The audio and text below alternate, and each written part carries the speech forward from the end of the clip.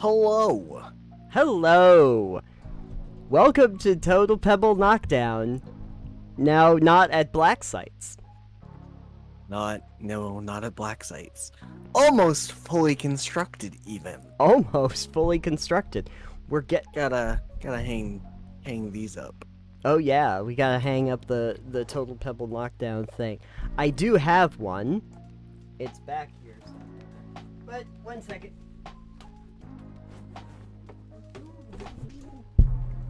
I have one that I can show a little closer. Yes. That glare. Perfect. Don't you love the glare? The glare really glare shows it off. It really adds something to the piece. It does. It does. And you get to see the back of my room. Yeah, look at that. Natural lighting right in there. Natural lighting. Yeah, anyway. So, yeah, I got these nice limited edition, by which we mean there are only 2 in the world, Total Pebble Knockdown posters. Just like Featuring the wonderful album art of Total Pebble Knockdown. That's right. Now available to all podcast retailers near you. By which we mean none.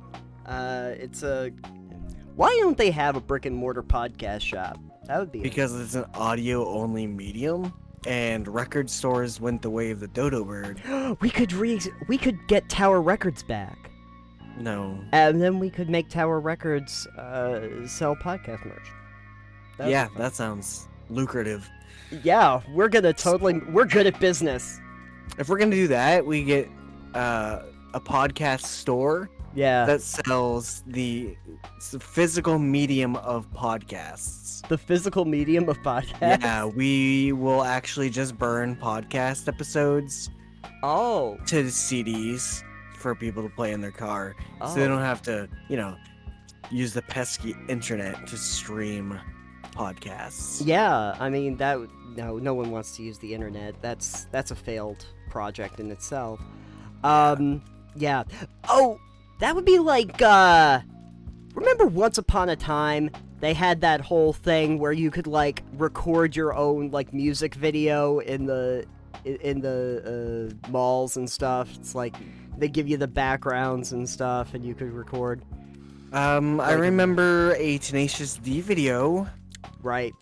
Where they got to do that in the photo booth. Right, in the photo booth. We could do that, but with podcasts. We, like, have an on-demand studio, like a mobile studio you can just use, and then go around the world and just let people record their podcasts and give it to them on expendable media. Yeah, I feel like that is way more expensive than you want it to be. Yeah, but, who cares? That's one of the hallmarks of business. Make sure that your product is incredibly expensive and then sell it cheap. Isn't that how that works? I'm not a business major, so... Yeah, it's buy high, sell low. That's how business works.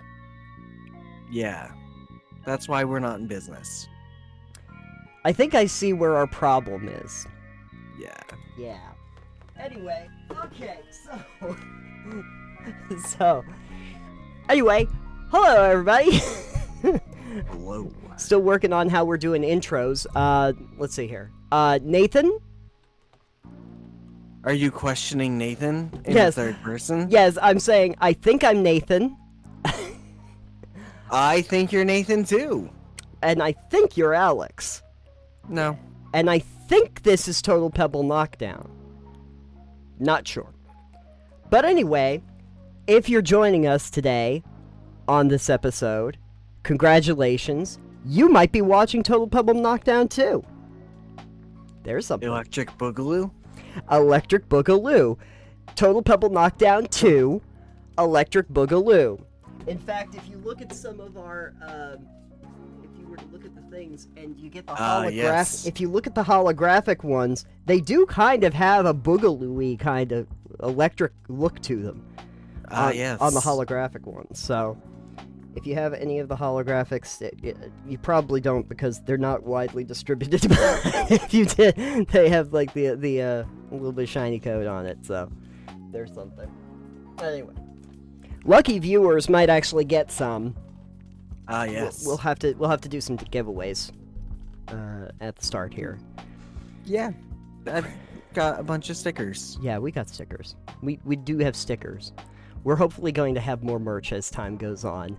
But again, early stages. Stickers aren't merch. Stickers are just have stickers. Stickers are well, they're promotional merch. They're swag. Yes. I think they're swag. It's the stuff we all get. It's the stuff that we would hand out at conventions if we ever went to those. Yeah. Those on the back of the business cards we don't have. On the back of the business cards we don't have, but I probably should get. I still have tons from the last show. Yeah. Which are all defunct anyways and have been for like 4 years. Yeah. Well, no, I have the ones that I got that actually link to the new website and everything. But of course that's the old website now. So it's kind of I still have some that are the original website. Oh, yeah, those are super defunct. Yeah. No, a few years ago though I had made the new ones, the ones that I think handing out at BFig. I can't remember if I had them before. I don't remember. I believe I thought they were terrible. You didn't like them. I did not. You did not like them. Don't worry, I'll do the exact same thing, but with the total Yeah, I'm pretty sure if you do that for business cards for Total Pebble Knockdown, I'm pretty sure the third member of the team will literally kill you. Yeah. It's likely to be true. It's likely Ray will murder you. Yeah. I'd like to see business cards where you have just the symbol, like the actual microphone symbol that we have, and then just have like the name of the show and then like our names underneath with like the website with that background. I mean, that'll essentially just be like the banner images that we have on the Twitter and YouTube, I think then. Yeah. Basically take the banner. Make a business card out of the banner. I mean, yeah, we it'll be whatever is on the Patreon once we rebrand that too. Yeah, we gotta do that too. Anyway, we should actually do that show part, which we're kind of in. This is right what now. Podcasts do. They ramble these days, They right? ramble these days, yeah, but we don't have to ramble all that much. I think there is the one problem, like, I appreciate the rambling, but I also appreciate when they do not ramble too much. The Total Pebble Knockdown logo, as we know it, these aren't supposed to be, like, little tiny conversations that eventually get to the big one. We hope that... Maybe that's actually what this the explanation stands. of it. I think that's what this actually is. Originally, I was like, maybe we could have those be dice falling down it, but Ray was like, no. It's too much. It's not even that it's too much, it's that they're too small to care about. Right. They're too. And I was like, all right, that's fair. They're too small to care about, and frankly, I think it's gonna lose its effect. You don't start seeing this as a rock slide anymore when it's dice going down. No, but on the side note of things like that, the album art does have subtlety to it in the background if people want to look. I will not tell you what it is or why it is right now, but if you want to get at us later and tell us your theories on it, I would love to hear that, and we'll tell you later. Maybe.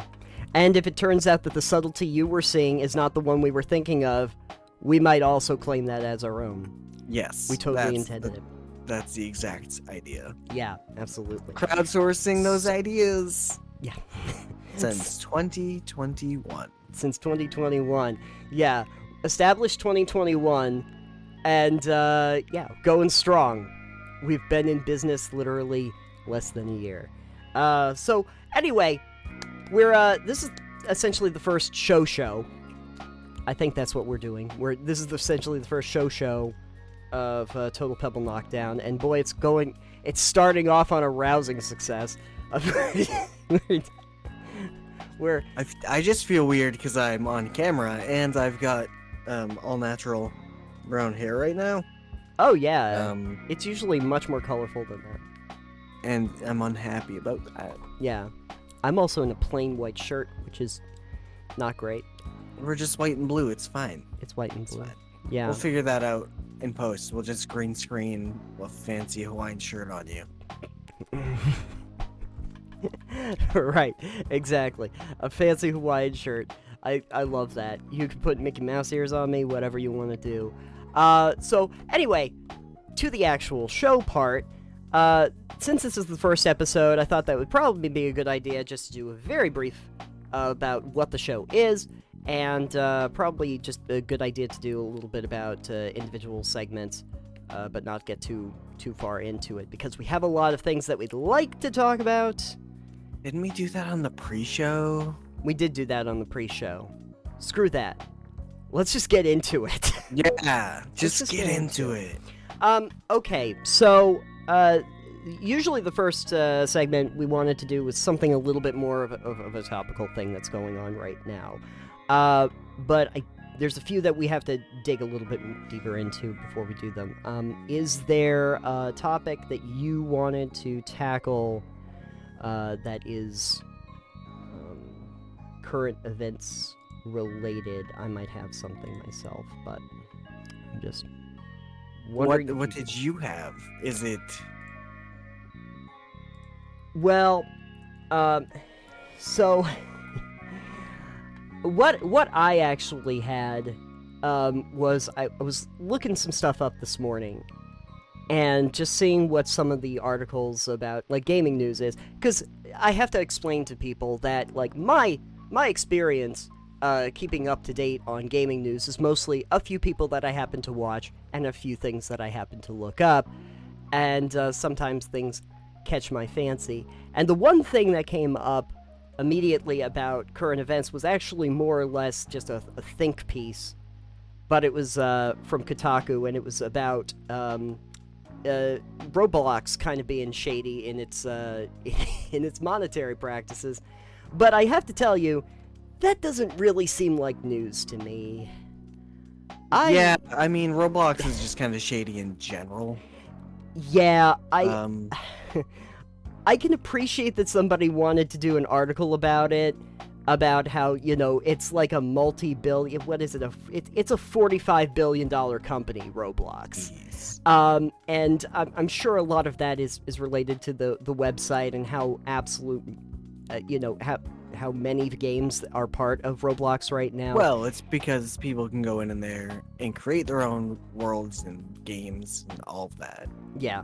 Of course, I think that the thing that the Luke Plunkett article was mostly talking about is that Roblox is kind of promising kids that they could earn serious cash from the game, and maybe they're thinking because if you're a creator of one, you know, you can get paid for the creation. But frankly, the idea that you're going to do that is very few and far between.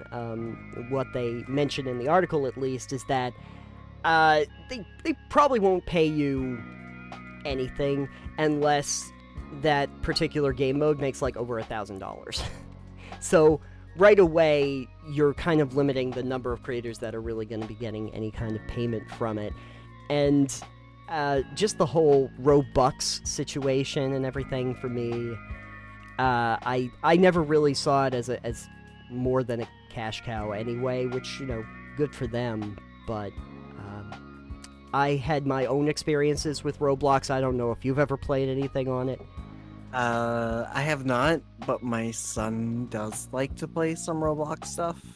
Yeah, and so does my cousin. She when the last time she came over, she was like, "Let's play some Roblox," and I'm like, "Why?" And she was like, we'll play this game. It's like the pet one where you go around this world and you get the pets and you have the parrot or whatever. And I'm sitting there like, this is the most boring stuff I have experienced.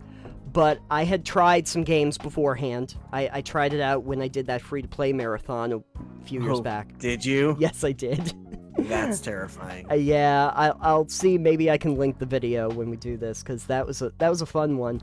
But anyway, yeah. Anyway, I did. I played some of them. They were all sort of like they felt very samey. Most of them. There was the one where you do the snow plowing. You just plow all the snow in the village. All right, cool. There's the one where you sift through sand to see if you can get gold, and there was one where you knock a bunch of blocks down, see how far down you can get, and it's like, yeah, it's fun. And my head kept getting bigger for some reason. No one could explain. All right. I think that. I mean, on the other end, Roblox has some pretty shady stuff in there that are like adults playing it. Oh yeah. Yeah. To talk to children, yeah. Which is really not okay. And then another one that I've heard on YouTube videos about are like full-blown cults. Oh yeah. Kind of stuff going on in there. Well, and it's like, what even? The thing about it is, if you create this like open source game where anyone can make a game and there's like no real regulation or like there's not a lot of people checking on this stuff, you're bound to get some cases that are a little less than savory. Yeah. Yeah. It's a little wild. It is wild. It's probably the reason why I have not gotten into it very much, and I usually... Yeah, that's the sole reason you haven't gotten into Roblox, Nathan. It's not because the game looks like crap. Yeah, it's not that it plays terrible. I tried so many different kinds of games just to see what the appeal was, and every single time I was like, this feels like a much worse version of something else I've probably played at some point. Yeah, that's about what it is. On the flip side, on the other side of things, I will say the one good thing ever to come out of Roblox would be that the origin of oof is actually in Roblox. Oh, really? I didn't know that. That's the death sound. When they die, they go oof. Oh, okay. So that's Roblox. Okay. That's Roblox. That's where that came from. So that's where all the oof. Right. Which has just become a staple of everybody's vernacular by now.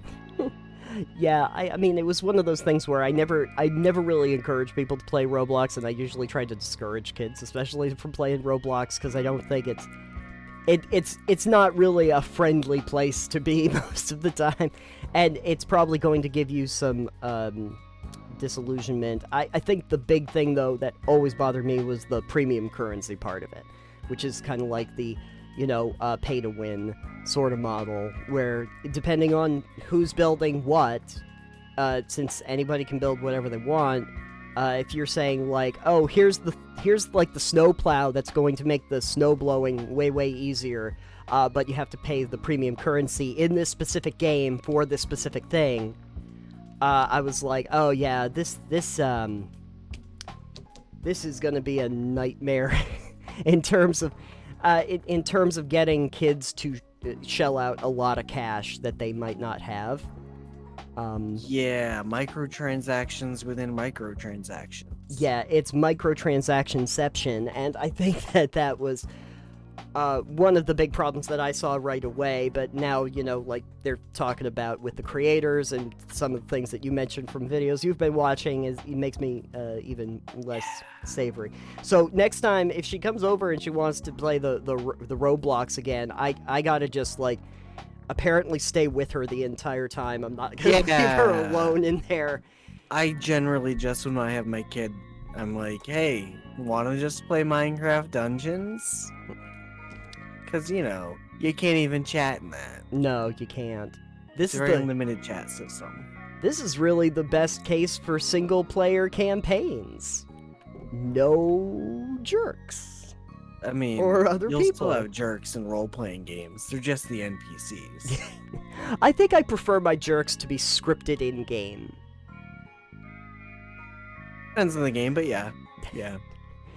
Okay, maybe not completely scripted, because, well, we'll talk about that in a later segment.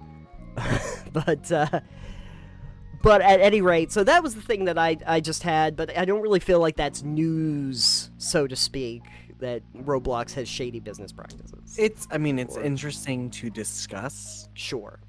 As a thing, Mm-hmm. especially where we're not just focused on tabletop anymore, so we can do that. Oh yeah, we have games in all different forms and fashions now that we're discussing, so it's a good thing to note. You know, on that note too. Yeah.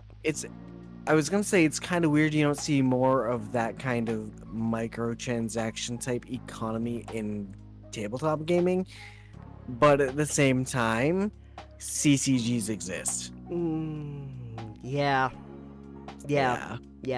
Which, it is a physical thing that you get with the collectible card games. If you're not familiar, that's what CCG is. Or TCG, trading card games. Or trading card games. Congratulations, we're a learning channel now. Anyway, more you know, and bye. But you do get a physical thing, but it is in many ways the same kind of mechanics, and they were talking about this when it went to, like, Congress, about the idea that this is essentially like gambling mechanics of some the prize boxes that you would get, where it's random. Loot boxes. The loot boxes, yeah. I mean, surprise mechanics. The difference between a loot box and, say, a booster pack of Magic the Gathering isn't really a big difference. No. You get real world product and you can make real world money from Magic the Gathering, and I guess with some games that offer loot boxes you can, like CSGO, make real world money on the skins in that, but that's about it. A lot of other games is items that you cannot trade or do anything else with that you get, so. Right.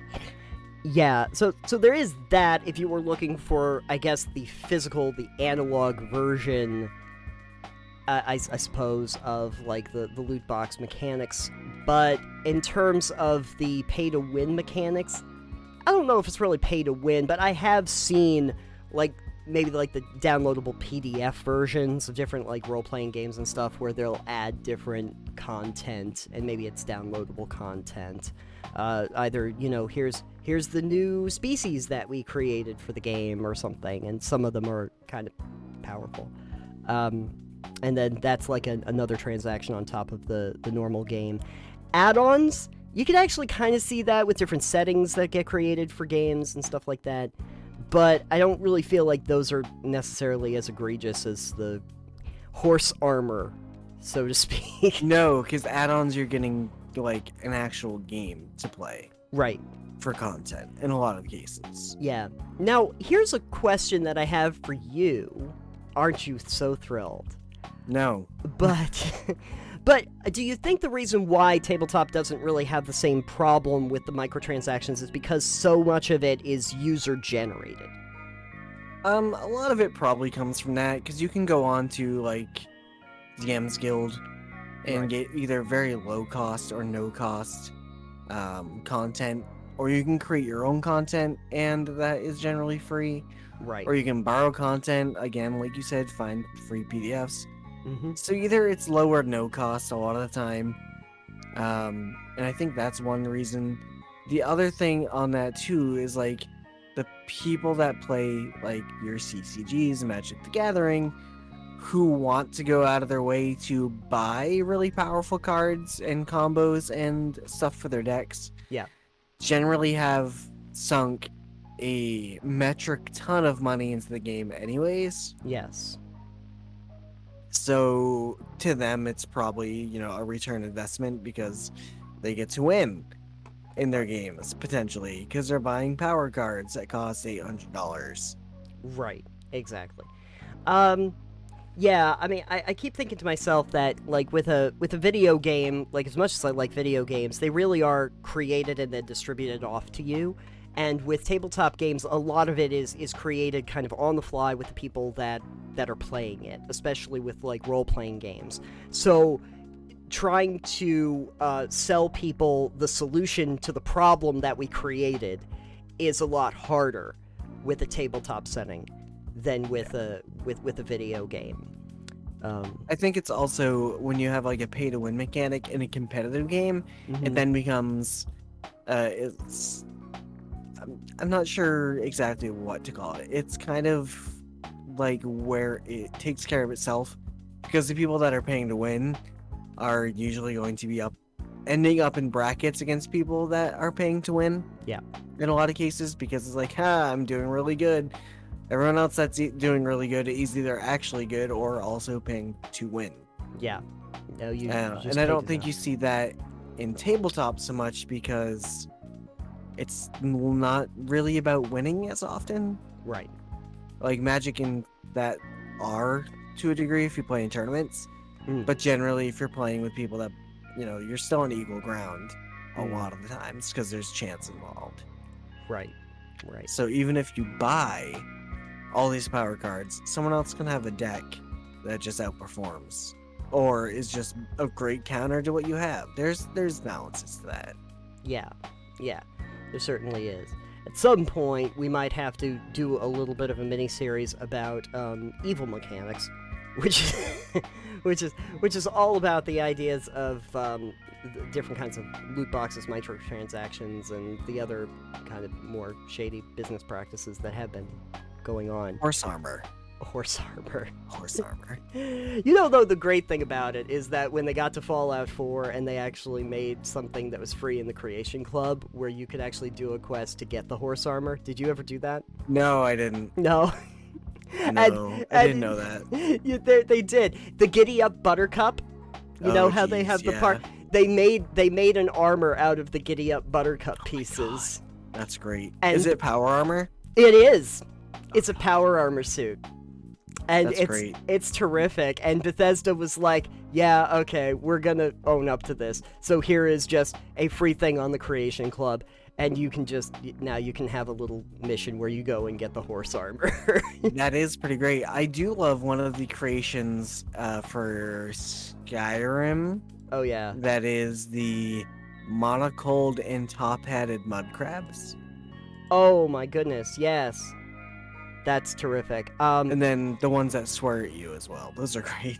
Oh yeah, I love the mud crabs. Mud crabs are always so much fun. I remember back when they had Morrowind and they had the one mud crab that you could trade like 10,000 gold to on a daily basis. Jeez. And it would just buy things at like retail pricing for you. you just buy it. I'm actually gonna see if I can throw out a picture for you for the Fallout 4 horse armor, because it is terrific, and it's not like a long mission for you to go on, but it is fascinating. I was just gonna say, I at least appreciate that they, tried to do something to admit that this was a terrible idea and we probably shouldn't have done it. But I'm gonna throw it in the voice chat text. Okay, I'll throw it in voice chat. I should rename that voice text chat. Voice text chat. Yeah. Voice eat, sleep, voice text chat. Let me see here. Hold on. Where'd you go? Download. Here we go. Yeah. Can you just pop it in there? I have to arrange things so that it works here. Here we go. Yeah, that's fine. There. Now you can see the horse armor. There you go. There's the horse armor. Oh my goodness. There's your horse armor. You can enjoy that. Wow. Yep. They did it. I didn't really use power armor a lot in Fallout 4 when I played it. No, I didn't. Because it was just easier on foot. Right. Although I figure if you're doing a melee build, power armor might be really fun. Oh yeah, because you can do like pain train and stuff like that. Yeah. Yeah, no, that's very useful. Anyway, so let's move on. Sure. We're getting Move on from Buttercup. Giddy up Buttercup armor. Giddy up Buttercup. Thank you. Let's move on from that. That was kind of our current events thing. But all right. Here's a subject that I did want to discuss with you. I think we talked about it a little bit, but we wanted to do this, but I wanted to talk about it more in depth. Is it the lighting in here? Because next time we'll probably turn the overhead light on. That would work. Oh, yeah. Or open a window or something. I'll put a little ring next to the top of your head, and then it will look like halo. Just a halo, yeah. And then we can sing that song over and over again. I'll get the soundtrack for the Halo theme. I'll have it play over in the background. That's demonetized right there. Yeah, totally demonetized. Oh well. No, actually, for the delving deeper, or whatever we'd like to call this particular segment, I wanted to talk about something that I used to experience, and I think that it's related to tabletop gaming, and it's referred to as the Curse of Competence. Now, if you've never heard of that, I think it's probably better if I explain that in detail. Yes, please explain it, so Okay. I know which curse you're talking about specifically. Yeah, so back when I used to work in the retail, you might know a little... Back in the retail days. Back in the way long ago. The long ago. The before times. The before times. The long ago. You know, sometimes they'll ask you to do a lot of different things and wear a lot of hats. Not literal hats. DC does wear a lot of hats. DC literally wears a lot of hats, but, you know, in terms of the jobs that you perform. Yes. So something that you would find a lot is that if you were good at doing the job, even if it wasn't necessarily your job, people would start having you do the other jobs too, because a lot of people were not good at it. Makes a lot of sense. Unless you're the person who then has to do not just your job, but everyone else's jobs at the same time. To try and do all of those things. So for me, when I was in retail, I was a CSA, a GSA, I rang on register, I was a relief for the service desk, I processed in the back room, I did stocking, I did resets, and then I eventually worked in planning, and I worked in operations, which meant I was also HR. So that was, you know, a lot. That's a lot. That's just a little bit of a mouthful. Yeah, it really is, and... looks great on a resume, though. Oh, it looks terrific on a resume, which just means that you are leaving to find something else. But when I eventually got to, like, that last phase where I was in operations and I was doing HR, all the other things that I used to do, they still kind of needed me to do, because if they're getting, like, blocked up in any of those places, they just wanted me to come in and do it. And so one of my managers, a few years in after I was there, looked at me and said, "Nathan, it's called the Curse of Competence. If you are good at doing jobs, be prepared to always do that job. They're just not going to even worry about anybody else doing it. It now falls to you to do it, even if it's not really your job." I started to think that this does happen a little bit in tabletop gaming as well, and I think it mostly falls into the whole forever GM role. Yes, if you're good at being a dungeon master or games master, you're forever going to be a dungeon master or games master. This is true. I think that in some ways maybe it does happen with players too, especially like if you're good at voices, or you're like the comic relief, or you have certain or you're really good at telling individual stories. You kind of get that role and you get brought in to try and do that. You're expected to do that. Luckily, I was not a good GM, so I never had to worry about doing that. I was not good, and they will never have me do it again, which is great, but I do know some people who have that problem. that they will never be able to actually play the game because they are too competent at actually running the game, and that is definitely a harder job overall. Yes, overall. But that's an interesting thing, though. Do you think it's a harder? I mean, I suppose it depends on the group that you're in. Sure. And how involved you want to be, because I don't know. As far as I mean, if you don't want to be a forever GM, the way to do it is you start a new group, and then you suck at GMing on purpose. And then they take it away from you. And they take away the privilege from you. You go, it sounds good, killing all these guys 2 sessions in. Yep. Giving them a total pebble knockdown, if you will. Yep, absolutely. That's on brand for us. But I feel like... On point, Nathan continuously says that I kill all my players and I haven't run a game in like 5 years. But here's the thing, the players that you had 5 years ago are still dead. The players or the characters? Yes. Anyway... Not if you don't find the bodies.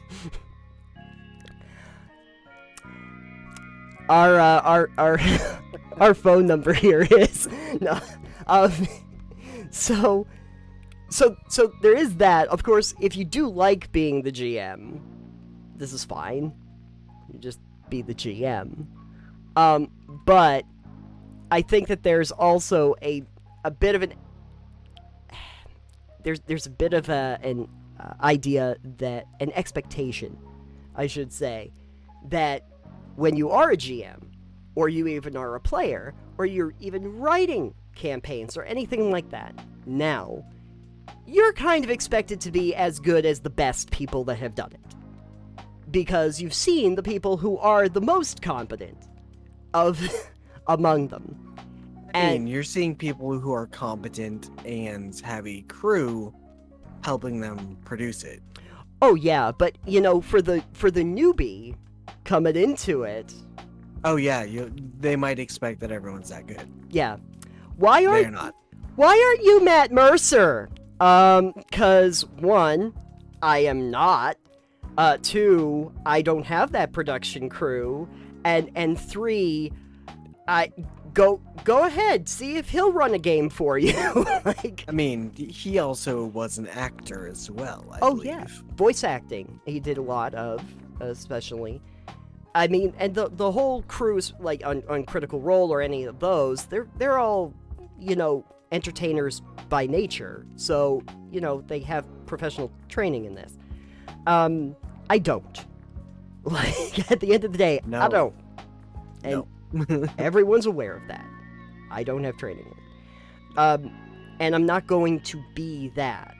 So, I did find it a little interesting. This is actually a story that happened from the time I did try, is when I was, laying stuff out and trying to figure out how I navigate the GMing duties, and somebody was like, well, what Matt Mercer does?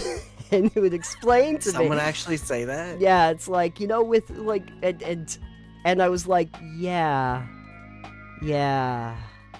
this is the first time I've even done this, so probably not going to be that. Now, in fairness, they were saying, with a Matt Mercer, in that particular case, he expects that all of the characters, or the players, are fully aware of what the characters know, and are taking notes the entire time, and if they don't remember a password or something...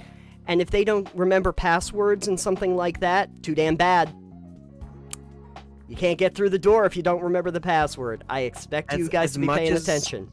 As much as I like that for the fact that, yes, that makes sense. Yeah. In a way, I also hate that because the last thing you want to be doing while you're playing a game like D&D or any RPG is probably going to be taking notes. Yeah.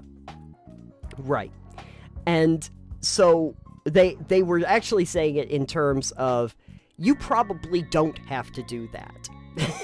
And yeah, you probably don't.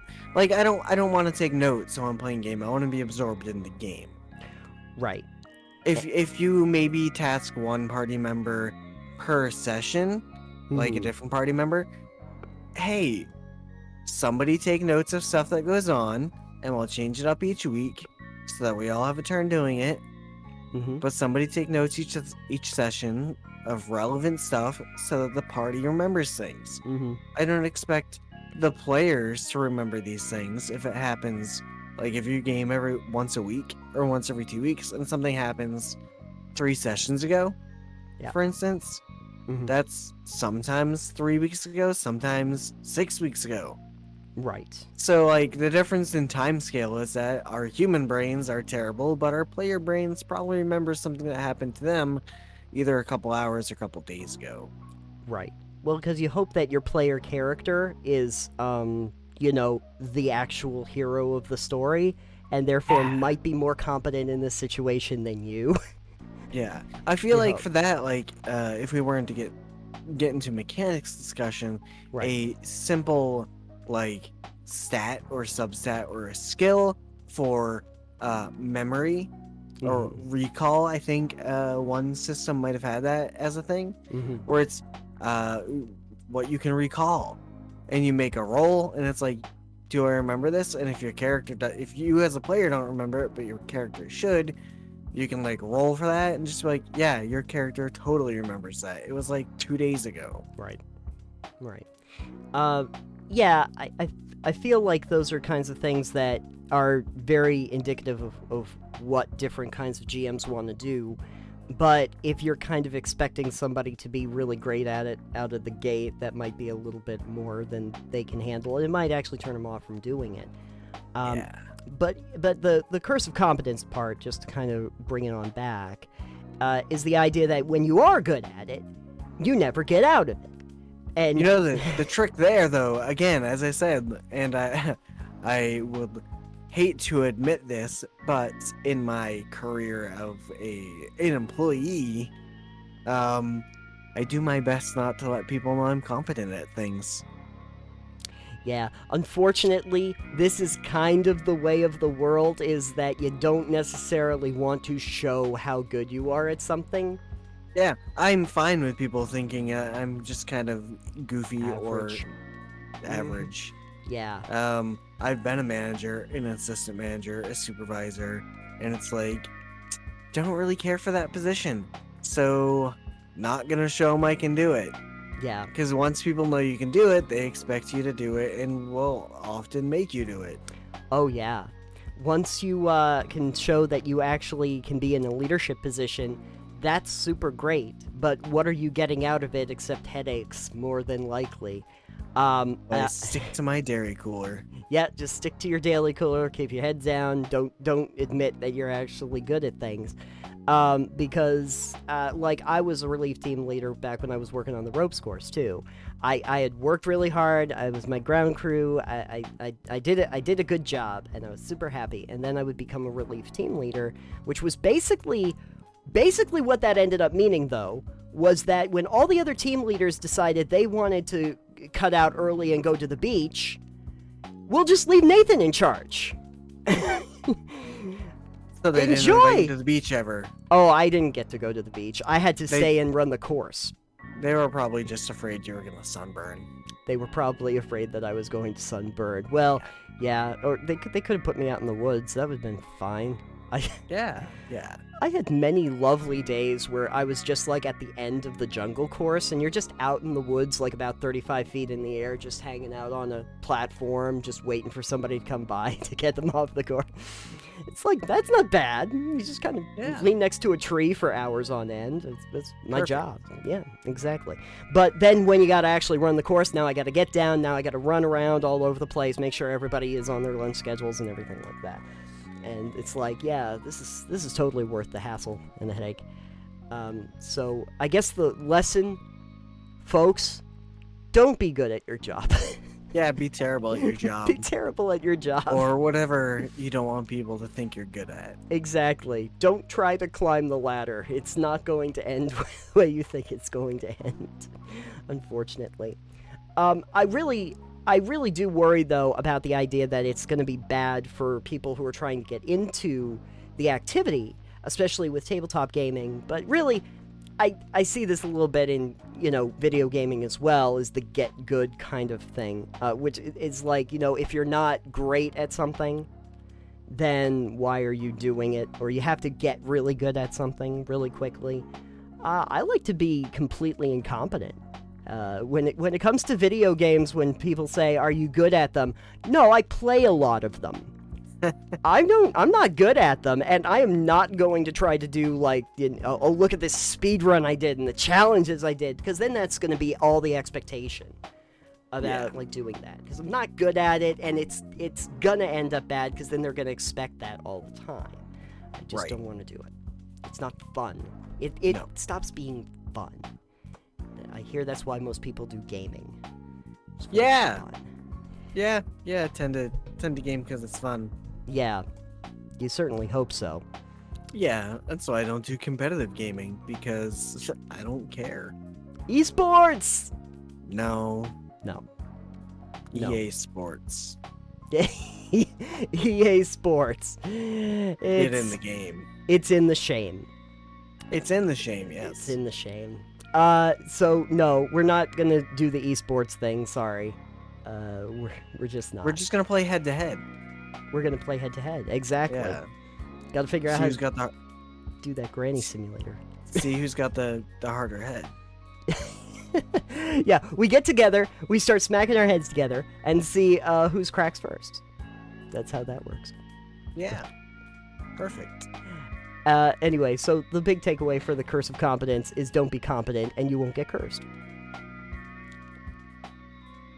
Yeah, I guess that works. Yeah. I mean, or find someone with a remove curse spell. I wonder if there could be an actual D&D campaign that you did, where you have to remove the party's Curse of Competence. So Actually, that'd be really great, is if somebody homebrewed in there an actual Curse of Competence. And that's why the party keeps getting called to deal with every single menial task in every single town. I need you guys to clean this well. Yeah. Is there a monster in the well? Oh, it's just dirty. It's just dirty. And I heard that some of you have like water magic and stuff. So if you could just do that, and the constabulary is looking for a couple of lost cats. If you could get on that while you're at it. You have a druid. Can you like put a vine up there, or like make the tree smaller? Could you just do that? So on that note, though, Nathan, what would be the opposite of the Curse of Competence? Oh, well, that would be the the gift of incompetence. The gift, it's a gift. It's the gift of being a Cocoa Puff. The gift of uselessness? Yeah, the gift of uselessness. Let's go with Perfect. that. You curse a party with that. The bliss of ignorance. Oh, yeah, that would work. The bliss of ignorance. The bless of ignorance. The bless of ignorance. There you go. That's so you got the curse of competence. Yeah. And then the bless of ignorance. Ignorance. The bless of ignorance. There you go. See, that's why. I actually do this when I get into new games and I get into new settings. I do work on the premise that I am an idiot and I don't know what I'm going to do, and therefore there are no expectations on me, and it really is a blessing in a lot of ways. It's terrific.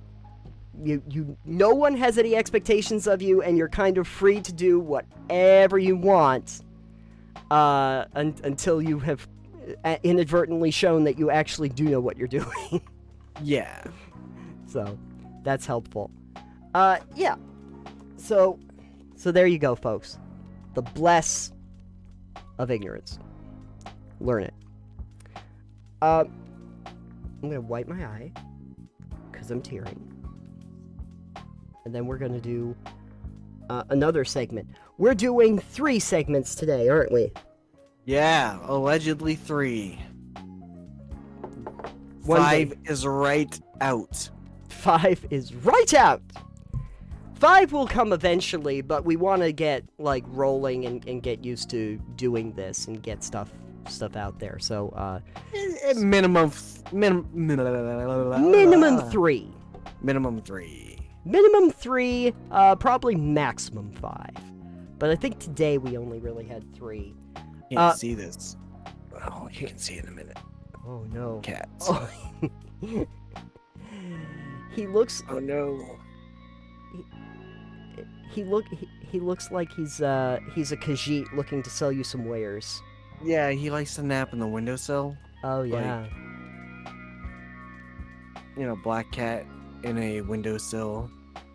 Oh yeah. With the sun shining there, nice and warm. Oh yeah. He just woke up. He's going to give you a curse of competence, though. He's going to lick you. He will lick you for hours. That'll be fun. Well, cheaper than a shower. Anyway, so Alex, in the segment of games you probably never thought that I would play, but I did. I finished literally. You already talked about Roblox. Yeah. So there was that. But no, I very recently, like yesterday, finished Boyfriend Dungeon, which had just come out a little while ago. What was the boss fight? The boss fight. Oh, should I get into spoiler? No one cares. Okay. Spoiler here. Skip to like 2 minutes ahead of now. Yeah. If you care. Yeah, if you care, I'm gonna do some spoilers for Boyfriend Dungeon, and it's probably only gonna take like 2 to 5 minutes. If it really matters to you. But I'm not gonna do too much. No, the final boss battle is like this zombie-like creature called that they call Katana, who's made up of like little bits and pieces of all the other weapons that that have been put together by this very obsessive character in the game. Well, yeah. Which I think was actually one of the more controversial parts about the game that I'm not going to get into very much right here. Oh, I did see there was some sort of controversy around Boyfriend Dungeon. Yeah. Yeah. I mean, the general, like, I know I didn't particularly think it was a huge deal, but I totally understand why people were like, yeah, you probably should have had a better content warning for it, because I was like, it's an interesting way to present the information, guys. But anyway, it kind of leads to that, where you have the fight, that last little fight. But the general idea about Boyfriend Dungeon is, for people who are not aware, it's actually pretty self-explanatory.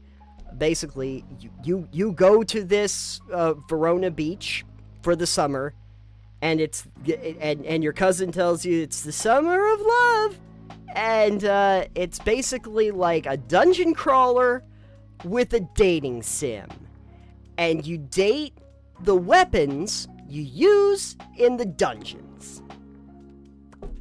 So how does that work? Well, glad no one asked. Nobody asked, but tell us anyways. I will tell you anyway. So, in this world, for reasons they never really explain, some people are able to transform into weapons. I really hope there's a magical girl sequence. There is an anime sequence showing every single weapon transforming into a person. Perfect. That is a magical girl sequence. Even if it's not a magical girl, I think it's still classified as a magical girl sequence. Sure. Don't ask. I don't know. Yeah. There is the one female character that you can date. But most of them male, or non-binary, or there's also a cat. Yes. You don't really fall in love with the cat, but you can give the cat pets, and you can raise their love level up. That they love. The cat is brass knuckles when it's a weapon pocket. But for the record, played through to the end, and also brought love level up to a full max of 6 for all 7 characters. Yep, that was me. That was the last few days of my life. Alright then. Yep. Yeah. Gonna cry a little for all that love lost. You're gonna cry for that? Well, it was interesting. It was interesting. It was fine. Sure. I like the dungeon crawling stuff. It was Yeah. fun. I like dungeon crawlers. Yeah.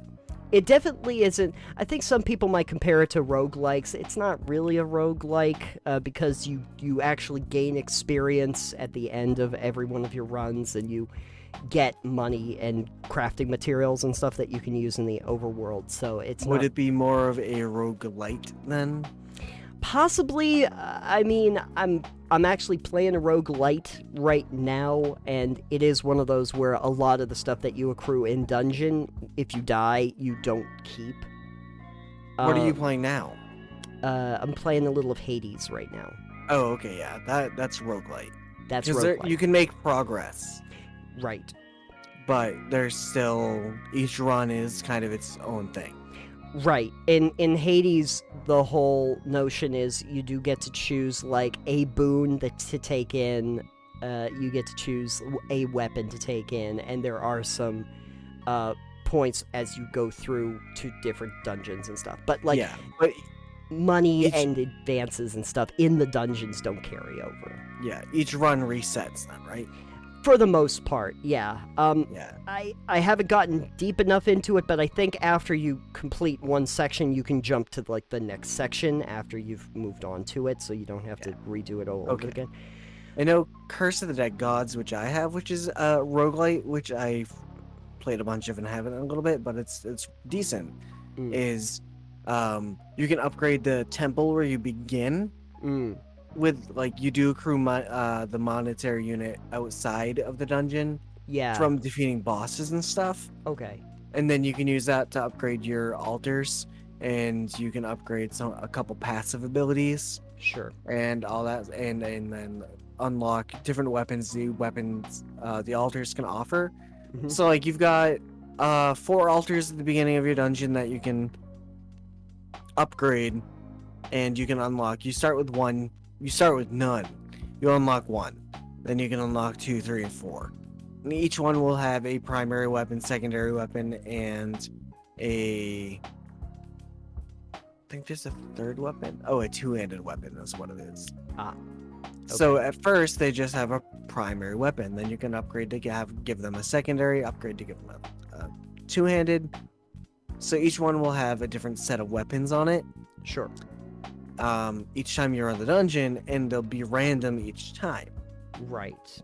So it's like, all right, you're starting the dungeon with pick your choice of these weapons that each have these abilities, which are randomized a bit. Sure. So it's like, this is your starting point. Pick which one you want, and then go from there. Right. Which is, it's roguelite. Right.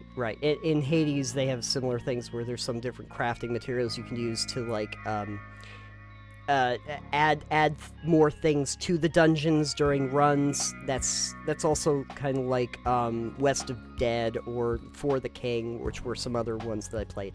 Similar to that, you'll get some kind of currencies that will not necessarily even aid you, but will add more stuff to the dungeons as you go through them, the next run and the run after that. Boyfriend Dungeon's not like that. That's everything that you get in there, including currency and stuff, you keep at the end. But more than that, you gain levels by going through it. At the end of each level, and then you by doing that, you also gain in power, and you gain levels, and you gain hit points that just stay with you. There really is no going back to the start. You even have some... Oh, okay. Yeah, there, and also, like, every few levels or something, you also get the option to start further into the levels. Like, you can start at floor 1, and then, I think, 5, 7, 9, and 11 eventually. That almost seems more like just an ARPG than a roguelite. It's closer to that. The only big thing I'd say, though, is that they do kind of assume that you're either going to leave the dungeon in order to get all of your levels and stuff. You don't get those till you actually complete a run. you don't get the experience counted, or you die. But when you die, you just fall down and you go back to your apartment. So there's a few different things, but it's very ARPG-ish. Okay.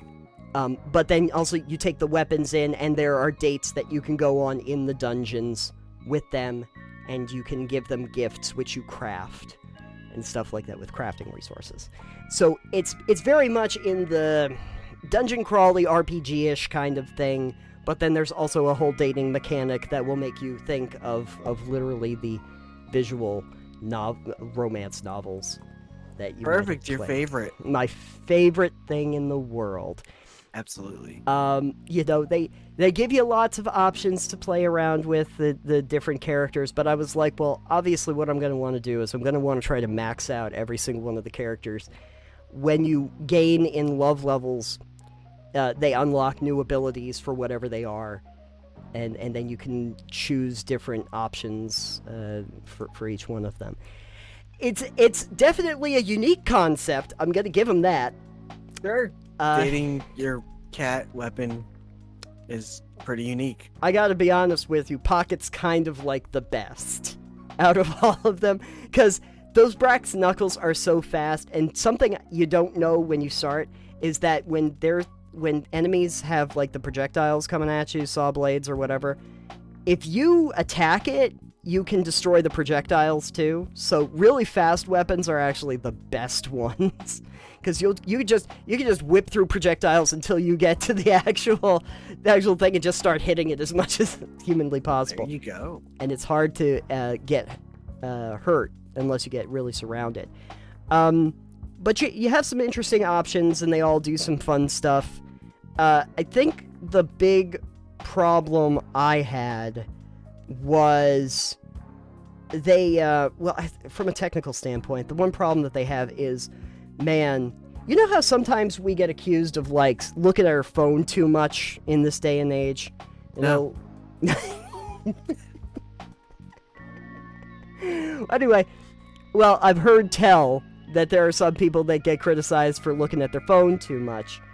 And it's bad enough in real life, but in Boyfriend Dungeon, after I leave a dungeon and I've like raised up levels for like several of the characters, my phone never stops texting me from like everybody under the planet. And they couldn't have even just done me the service of just one block of text before I have to answer. It does like the 3 little dots to say that they're typing still. Oh, to do more lines. And so I've got like 10 minutes of trying to go through text messages for everybody. And then I have like 5 dates I have to go on. And after I do all of that, and there are more texts to tell me how great the dates were, then after all of this rigmarole, it's like, now back to the dungeon. And so pacing is an issue here of how it's laid out. It's not a particularly long game, and I'd say some of the themes in it, people would kind of like going, okay. But you know, it's a very unique experience. I did not think that I would really get into it, but I did finish it, so, you know, that's better than a lot of games, I guess, then. Oh, yeah. At least you finished. Yeah, I know. I'm playing, like I said, I'm playing Hades right now, and I also have Curse of the Dead Gods that I have to start. I don't know if I'm finishing those, because they are much harder. I will say I've gotten pretty far in Curse of the Dead Gods, but I have not beaten it yet. Like, there is an endpoint to it. Oh, yeah. Like, there is a final boss, I believe. Sure. I think. I can't say for certain. I haven't done it, but there seems to be an endpoint to that one. Right. And I know that Hades also has an endpoint, too. Like, usually roguelites do but, you know, how driven I will be. That first boss in Hades, I had to run through that like 5 times in order to destroy that boss. Yeah, you gotta get used to the boss fight. Yeah, you gotta get used to the boss fights. And even then, it will depend on like what weapons or boons or whatever you've got. Oh yeah, you know what I found is super good is if you try to do boons that actually just hurt people when you do dashes, and then you just try to dash as much as you possibly can through everybody. I found that worked really, really well. We'll have to do a talk about Curse of the Dead Gods once you play it. Yeah. So you'll have to let me know when you do play it so I can play it again. So I can be refreshed. Yes, absolutely. Maybe we will do that for a game club just so that it gives us an excuse to play that. To put way more hours into it. How many hours do I have in that really quick? I have... Oops, not there. Where'd you go? There. Why isn't that favorited? I have played it for just about 40 hours. Oh, okay. That's good. Yeah. Well, then basically you just need a refresher course. And you should be fine. I haven't played it at all. I've been playing some other things, but... We need to catch up to my 40 hours of it then. I gotta catch up to your 40 hours. Oh my god. You need to do that this weekend. I don't care that you have a reunion to go to tomorrow. That's right. I gotta still... Playing that. And I have nothing else to do this weekend, so that's perfect. Yeah. Perfect. Perfect. Great. Solid plans. That's terrific. All right. All right, everybody. I think that should do it for this week, unless I'm forgetting something. Am I forgetting something? Everything. Well, yeah, everything. But, those have been 3 subjects. We will eventually get to some more, but, you know, I think 3 is probably pretty good for now, especially because we want to be able to get some episodes out there. With an hour's worth of runtime. Oh, with an hour's worth of runtime indeed. Yeah. How long have I been recording? Oh, yeah, I guess I have been recording for a while. Most of that's not usable, but that's okay. I think most of it's usable. Most of it's probably usable. At least 50 minutes of it. Yeah. We'll find out. Cut out the beginning few minutes is not, but the rest of it probably is. Yeah, probably. So, still some kinks to work out. Like my lighting. Yeah. Speaking of boyfriend dungeon. Anyway, the kinks to work out. That's a different podcast. That's a very different podcast. That's right. And if you like dating swords, anyway, date some brass knuckles. Anyway, no, that's a cat. Anyway, still some kinks to work out. Still some things that we need to just work on for the production aspect to get this all looking and sounding good. But like maybe me sleeping before I record. That would also be a good idea. Ooh, that would maybe fix your lighting because it would be later in the day. The sun goes down a little bit. Maybe. We'll figure something out. We record when we can. We record whenever we possibly can because our schedules are very, very different. Yeah. But we'll have to figure out something more regular that we can remember for the future.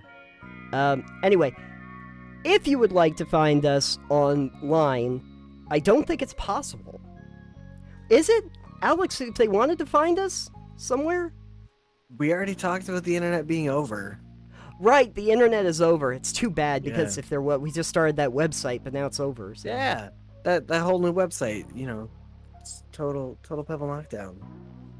We have I got to do another one of those stupid credits that I did for the last episode. But yeah, totalpebbledknockdown.com, and you can find all of our stuff over there, and there's going to be a Patreon that has new tier levels and everything like that. You can find new episodes of the show on Mondays, and we will have video segments that will be going up on our YouTube channel. You can also find that linked on the website. And probably, eventually. We'll get around to it. It will probably be happening one of these days. Not just for our friends and Patreon folks, but eventually for everybody, the world as we know it. The now defunct internet. The now defunct internet, yeah. We do everything by carrier pigeon now. Perfect. Yeah, absolutely. That's why we needed to create that service for the podcasts to put it onto physical media. Oh yeah, so the pigeons can carry it. So the pigeons can carry it because the internet's dead. So we figured that, yeah. You know, the pigeons can actually carry it in binary, so they can recode and re-put the format into digital. Oh, please don't tell me that we have Bluetooth-enabled pigeons now. That's... Well, you know... That'll be... I mean, all birds are government surveillance drones. That's true. So, pretty sure we've got Bluetooth-enabled pigeons. This is why they say all of our stuff is in the cloud. Because it's literally the birds just flying through the sky out of the clouds.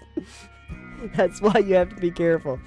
It's also the reason why you find that, like, it's very hard to get service on airplanes, because every time the goose goes into the airplane, all of a sudden the Wi-Fi goes down. Yeah. Test it out. Poor geese. Poor geese. Oh, they're already angry. They're too angry. That's because Canadian geese absorb all the hate that Canadians don't have from saying sorry. That's right. Yeah, what was the myth that I had always heard is that the reason why Canadians are so, like, level-headed and calm is because they take all of their anger, they put it into the geese, and they just send the geese off into the world on a yearly basis. So, and you can find us on the internet if it wasn't dead. You can find us on Twitter if that wasn't part of the internet. Links below on the YouTubes. Links below on the YouTubes. It's at Pebble Knockdown for people that are listening by audio. And so with that, I think that we have officially knocked down all the pebbles. We still don't know what we're saying at the end of these episodes, have we? We'll figure it out in 75 episodes. Pebbles knocked down. Yeah, that's perfect how you want to do that. I want to rock. How about that? I want to rock. No, I don't think we're gonna have a catchphrase. We're not going to have a catchphrase? I don't think we'll have one. I don't think we'll be able to come up with one. Oh, you know what? I think that on the last episode I actually had "we don't have a catchphrase" as our catchphrase. This has been Total Pebble Knockdown. We don't have a catchphrase. Bye, everyone! Bye. Alright.